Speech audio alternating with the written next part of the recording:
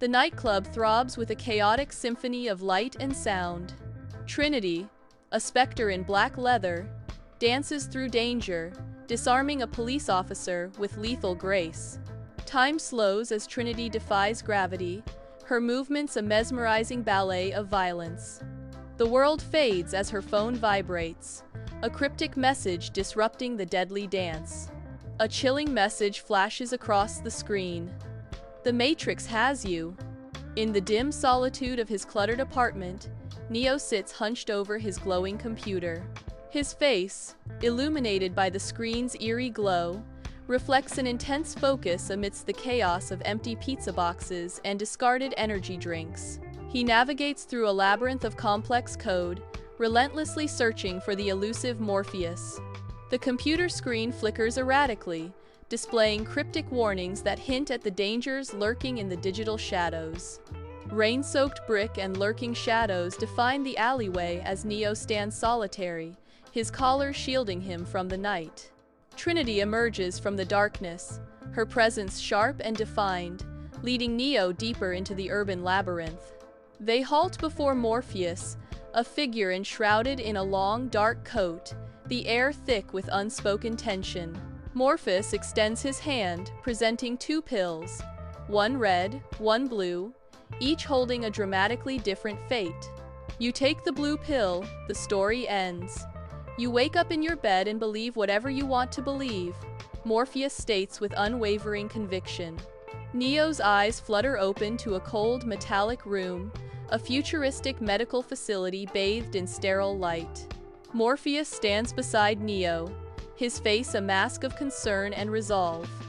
The air vibrates with the thrum of unseen machinery, a constant reminder of the technological world. Morpheus gestures dramatically towards a large screen, unveiling a ravaged Earth, scarred by war and choked by pollution. With grave intensity, Morpheus reveals, "This is the truth, Neo. The Matrix is a simulated reality, a computer-generated dream world built to keep us under control." Morpheus continues, his voice laced with sorrow. Born into a world of machines, humanity unknowingly provides machines with power. In the sterile white expanse of the Matrix's training room, Neo's brow glistens with sweat, locked in intense combat with Morpheus. Morpheus calmly deflects Neo's hesitant strikes, his focus unwavering. Morpheus's voice echoes through the training room. "You have to let it all go, Neo. Fear, doubt, disbelief. Free your mind." Neo, struggling and off balance, confesses his doubt. "I'm trying, but it's hard. I don't know if I believe it." In the stark virtual dojo, Morpheus elucidates the nature of their battle. "The Matrix is a system, Neo. That system is our enemy." He continues, "But when you're inside, you look around, what do you see? Businessmen, teachers, lawyers, carpenters?" Neo questions the lesson. "What are you trying to tell me? That I can dodge bullets?" Morpheus concludes, "When you're ready, you won't need to. Free your mind." Morpheus guides Neo through the bustling apartment, a stark contrast to the sterile training grounds. The air is thick with the aroma of cooking food and the lively chatter of children. Morpheus leads Neo to the Oracle, an old woman waiting in her kitchen. The Oracle looks at Neo, her gaze knowing and gentle. "You have the gift, Neo." The Oracle leans forward slightly, her expression thoughtful. "But it looks like you're waiting for something." Neo listens intently, his expression a mix of curiosity and apprehension. The elevator's cold hum vibrates through Neo, Morpheus, and Trinity as they stand in silence. Mirrored walls reflect their tense anticipation in the sterile interior. A bead of sweat betrays Neo's mounting anxiety. The elevator lurches violently, an ominous disruption. The doors slide open with a hiss, revealing an impassable wall of agents. The agents' impassive faces promise confrontation.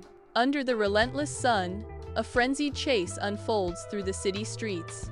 Neo, fueled by superhuman agility, defies gravity as he leaps onto a rooftop, a silhouette against the urban skyline.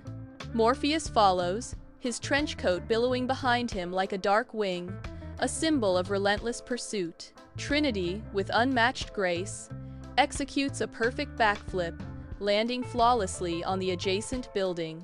Bullets whiz past, each shot a near miss, a constant reminder of the deadly game they are playing. They navigate the urban labyrinth with gravity-defying skill.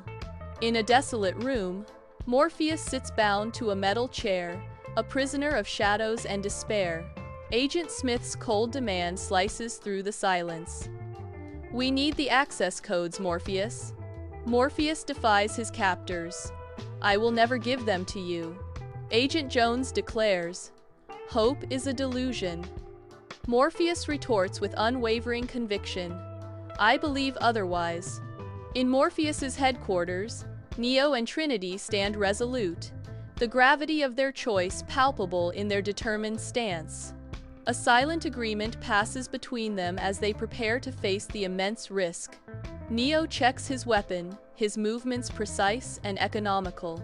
Trinity secures ammunition, her actions reflecting years of combat experience. Each adjustment, each click of a magazine, amplifies the tension as they gear up to re-enter the Matrix. Their eyes gleam with a shared resolve, a silent promise of unwavering support.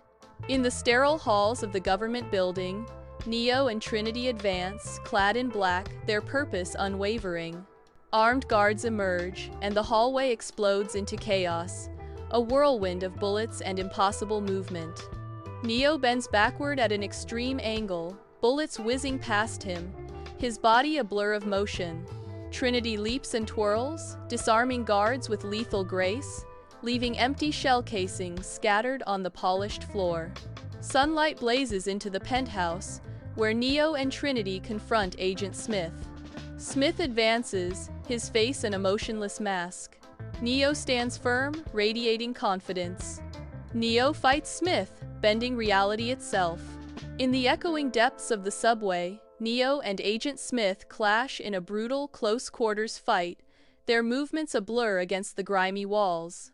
Smith unleashes a relentless barrage of blows, each strike carrying the weight of his implacable force. Neo stumbles, his strength failing as Smith's devastating assault leaves him weakened and vulnerable.